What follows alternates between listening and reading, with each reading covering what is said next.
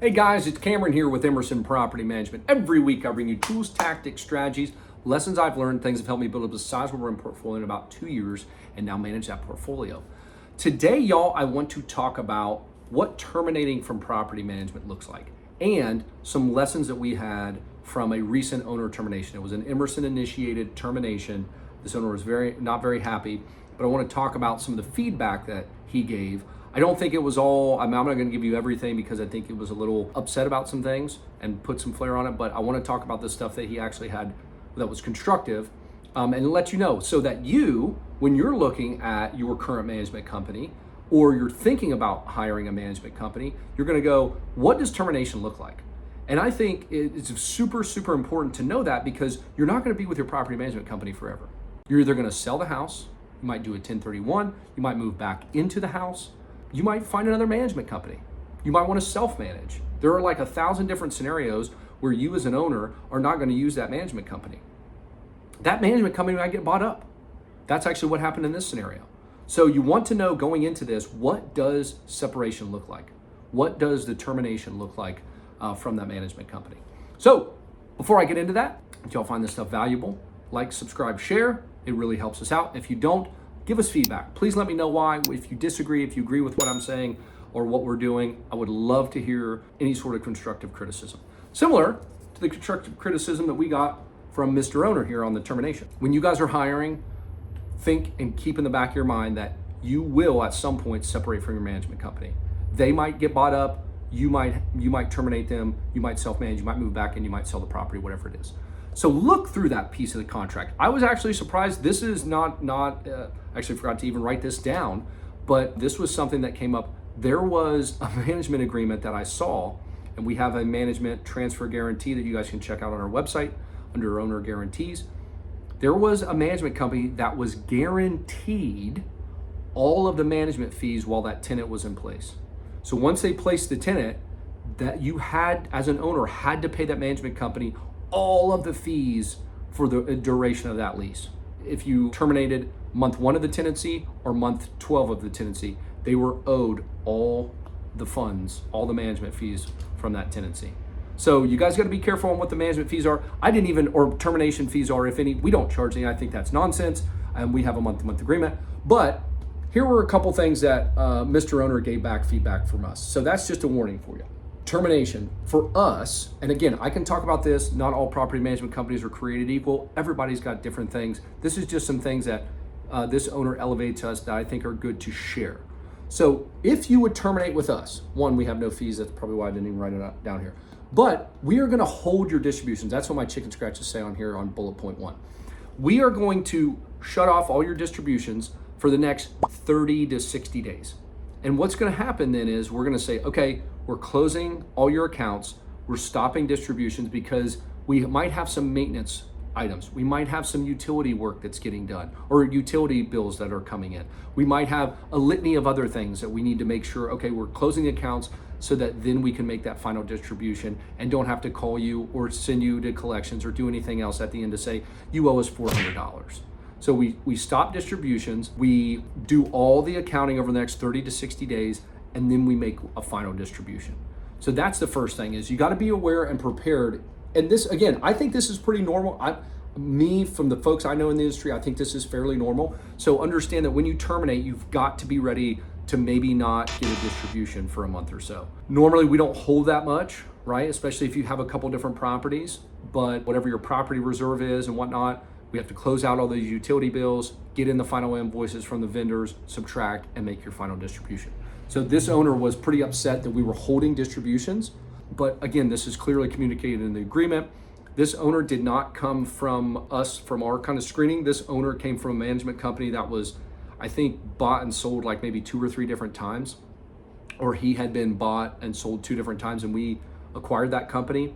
So this was like his 3rd or 4th management company in like 3 or 4 years. So I think he was already tired with property managers, and there were some other issues, like I mentioned, that he couldn't grasp and let us have control, which actually goes to some of the feedback of, so I'm going to jump to the last one, spending money. He did not want to give up control of us spending money, and I think it was like the old adage, you bit once, twice shy. I understand that. He had a super terrible experience. Without getting into that, because I think there's an active lawsuit out even against this other management company. There was a lot going on there. They were spending money freely, not doing things. It was pretty bad. But he could not give us the level of control and said that we spent money freely to fix a heater in winter for a tenant, to stop an active water leak or sewer leak. And some of this stuff I had to pull up because we take this stuff very seriously. If you guys go check out our reviews, you will see that we have phenomenal reviews, which is very hard to do in a management company. But we take these kind of constructive feedback very seriously. So I went through every single work order on his portfolio of about 10 to 13 doors and went through every single work order that we had all year and to see where did we overspend? Did we spend when we should have stopped and got multiple bids? And the situations where we spent money freely, that was something that we did, I think did to preserve the property and the tenant, health and safety of the tenant. All those scenarios that we did, asset managers worked outside of what they were supposed to do. Everybody worked within the confines of the lease, the Texas property code, and what was right with the management agreement and everything. So that's something else too, y'all. In some agreements, I've seen some quirky stuff about maintenance limits and who has control of this. And as an owner, I understand. It was a reason that I couldn't give up management of my own properties because I wanted to be too involved. But if you do hire a management company, understand that you're going to give up some of the money. You don't want them spending money willy-nilly, and you got to be careful if they have in-house maintenance teams. But this is something that we got feedback on. I checked this. We have a $400 at the time of this recording, $400 reserve. Unless it is to preserve the property or the health and safety of the tenant, we will not spend more than $400 on any given expense. We will get you involved. But if it is to do that, we're going to do what we need to do to get the property secured, get you some estimates, and then move forward with that. And we did that in this case. So this was one of the other pieces of feedback. Another piece of feedback, SOTA processing. So SOTA is the security deposit return, the security deposit accounting. So this is something that comes up from time to time. I understand we have super long agreements and we try to put everything in there to make sure that nobody's blindsided. But at the end of the day, I think our agreement is 15 to 17 pages. The lease is right about there as well, our lease that we use for the tenants. So it's long. I know people don't read every single line. I understand that. But one thing to understand, how is your security deposit going to be processed? For us, one of our policies is when we terminate, if we terminate within 60 days of that lease ending, we are not going to do the security deposit. And the reason for that being, if the tenant comes back, we no longer have authority to act on the owner's behalf.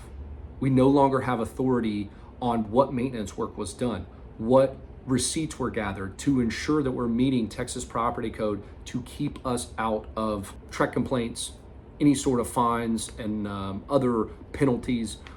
Some owners have no idea about the Texas property code, which is fine. That's why you hire a management company.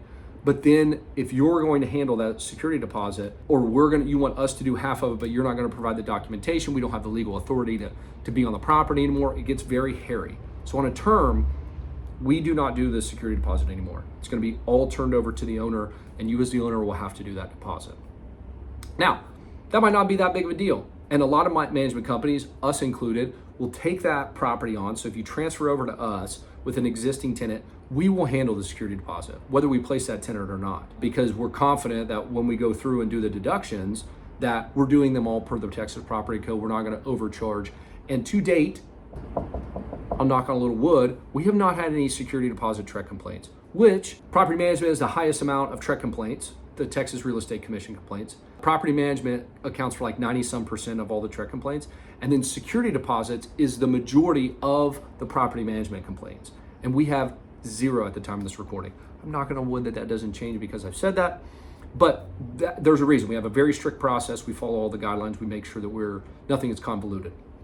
But the second thing that you guys might want to check out on SOTA processing is if you as an owner want to do your own turnover, meaning the tenant has moved out, you want to come in, you have guys, you want to come in and do the turnover and get it rent ready for the next tenant, we are not going to be involved in the security deposit deductions because, again, you as the owner have assessed the damage, decided what you're going to do, have the expenses, and make those decisions, whether that's your own labor, you go over and do the property, or you hire guys to do it and they don't give detailed invoices, we can't take that risk. We cannot pull teeth from you on what was done, what wasn't done, how much was it, to make sure we can have a clear security deposit. It is too gray and just ambiguous, and it is leaving room for an attorney to come in.